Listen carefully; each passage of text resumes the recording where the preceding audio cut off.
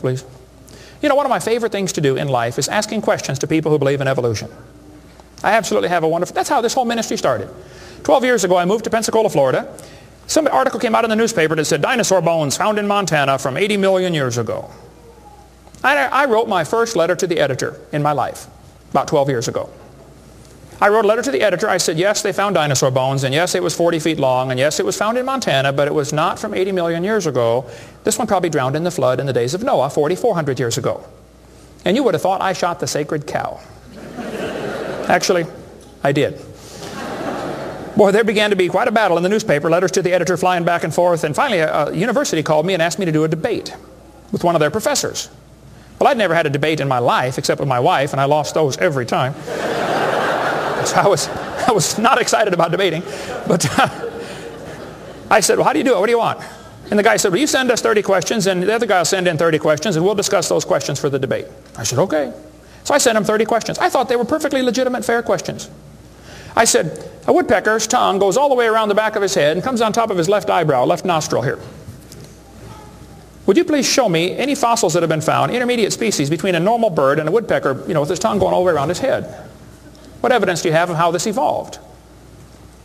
That question never came up. I don't know what happened to it. But I said, termites chew on wood and they swallow it, but termites can't digest it. It goes into their stomach, and there's little tiny critters in their intestines that actually digest the cellulose.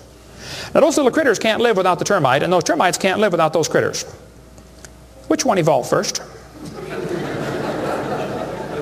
I thought it was a fair question, but it never came up. I don't know what happened. I think they lost my list.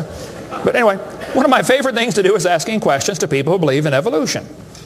So I asked this professor if I could ask him some questions about the Big Bang. He said, sure, what would you like to know? I said, well, sir, you told me 20 billion years ago all the matter in the universe was squished in this little tiny dot. And it was spinning faster and faster and exploded. I said, where did all this matter come from? He said, well, we don't know that for sure. I said, okay, now, sir, hold it. If I told you that I believe about 6,000 years ago God created the heaven and the earth, like the Bible teaches, you're going to say, and where did God come from? And I don't know. But you said 20 billion years ago there was a Big Bang, and you don't know where the dirt came from.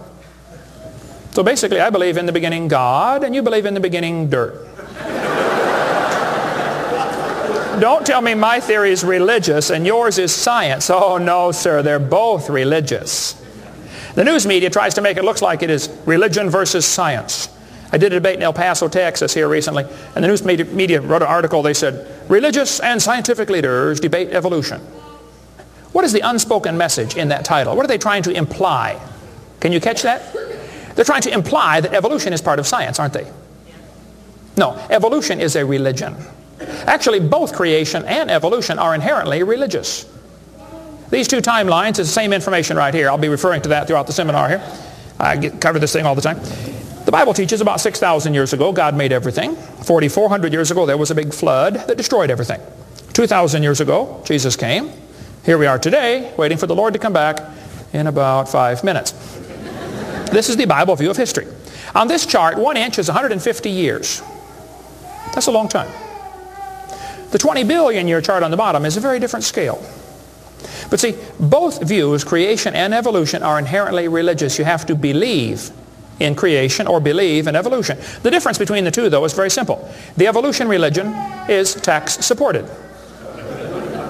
That's the difference. By the way, if I was to make that bottom chart the same scale as the top chart, the bottom chart actually needs to be 2,100 miles long. That's from Pensacola to Portland, Oregon. I don't want to carry a chart that big, so I made a new scale for the other one, okay? If they want to believe it happened long ago and far away, they're welcome to believe that, but that's not science. Evolution is a religious worldview, and I think it is stupid. So I asked the professor, where did the matter come from? He said, I don't know. I said, well, sir, would you please tell me where the laws came from? The universe is run by laws, gravity, centrifugal force, inertia. Who gave the laws? He said, we don't know that either. I said, sir, could you tell me where the energy came from? You know, it takes energy to make a big bang. Who bought the gas to run this machine anyway? He said, we don't know that either. I said, sir, could I ask you another question? He said, sure. What else would you like to know? What else? What do you mean else? You haven't told me nothing yet. I said, does Berkeley have a merry-go-round? How many of you know what a merry-go-round is? You go round and round until you puke, okay? He said, no, we don't have a merry-go-round at Berkeley.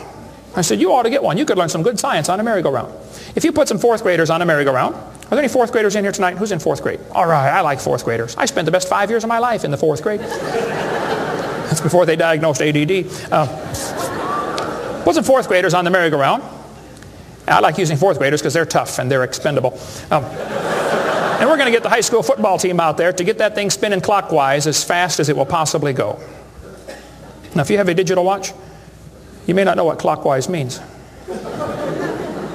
I'll explain it later. We're going to spin the merry-go-round clockwise. The kids are going to go through 4 phases. They start off in phase 1. They're screaming at the football players. Come on, let's go, faster, faster. Can't you go any faster? You get up around 30 miles an hour. The kids enter phase 2, where they stop screaming. They just quietly concentrate on trying to hang on for dear life. You get up around 60 miles an hour. The kids enter phase 3, where they start screaming again. But now they're screaming, stop, stop, please, slow down. Don't stop, though. Keep going faster and faster. When you get to about 100 miles an hour, you should enter phase 4. That's where the kids begin to fly off the merry-go-round. Now, when this happens, you will notice a very interesting phenomena of physics. If the merry-go-round is going clockwise, when the kid flies off, the kid will be spinning clockwise until he encounters resistance, like a tree or telephone pole. That's because of a law in physics known as the conservation of angular momentum. You see, if a spinning object breaks apart in a frictionless environment, the fragments will all spin the same direction. It's very simple. It's because the outside is moving faster than the inside. And so it keeps the same direction of spin. The professor said, yes, I understand about the conservation of angular momentum. I said, well, good. I'd like to ask you a question then, sir. If the whole universe began as a swirling dot, like you said, why do 2 planets spin backwards? He said, that's interesting. I said, no, that's more than interesting. It's kind of hard on your Big Bang Theory. Not only that, 6 of the moons are spinning backwards. Why? He said, I don't know. Why do you think they're going backwards? I was hoping he was going to ask that. I said, well, sir, I believe it's very simple. You see, I believe in the beginning God created the heaven and the earth, and God did it that way on purpose, just to make the Big Bang Theory look stupid.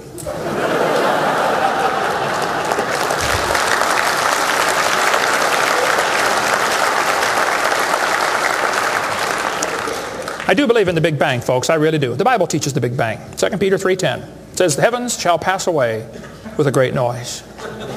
In the original Greek, that's a Big Bang. So there's going to be a Big Bang. It just didn't happen yet, that's all. So kids, if you go to school and some professor says, do you believe in the Big Bang? You should say, yes, I do, and you better get saved and get ready for it. The Big Bang is coming soon to a city near you. By the way, if the Big Bang Theory were true, the matter would be evenly distributed. But it's not. It's lumpy. They're called galaxies. And in zillions of miles and nothing called voids. And to try to salvage the dumb Big Bang Theory, they've got all these wild theories of why isn't the matter evenly distributed? They'll say, well, maybe there's black holes, or maybe there's antimatter. They got all this stuff. It's all trying to rescue this crazy Big Bang Theory. And it's a dud, folks. It didn't happen. There are zillions of stars out there. I mean, lots and lots of stars. And we haven't even seen them all. If star births, they ought to at least equal star deaths, and they don't. We see a star blow up about every 30 years. It's called a nova or a supernova. Well, then how come there are only 300 dead stars out there that we can see, supernovas? That's only a few thousand years worth, isn't it? There ought to be trillions of them, if evolution were true. This fellow said, I have a little hesitation in saying that a sickly pall now hangs over the Big Bang Theory. Yep. I think it is stupid. Now, if you want to believe it, that's fine. I don't care what anybody believes. That doesn't bother me. But see, the problem is they want to use my tax dollars to teach that to your kids in our schools. And that's where the problem comes in. Okay? If you want to believe in the Big Bang, just enjoy yourself. But keep your religion at home. Okay? Because it is a religion. Then they tell the kids the earth formed from a hot molten mass 4.6 billion years ago. This is part of the theory, and it's in all the textbooks. 4.6 billion years ago, earth cooled down, formed a rocky crust. I think that is stupid, and I'll show you why. Was the earth ever really a hot molten mass 4.6 billion years ago, and it cooled down? This textbook says, as earth formed, the surface was like the moon. There were hot pools of bubbling lava. I don't think so. My Bible says the Spirit of God moved upon the face of the waters.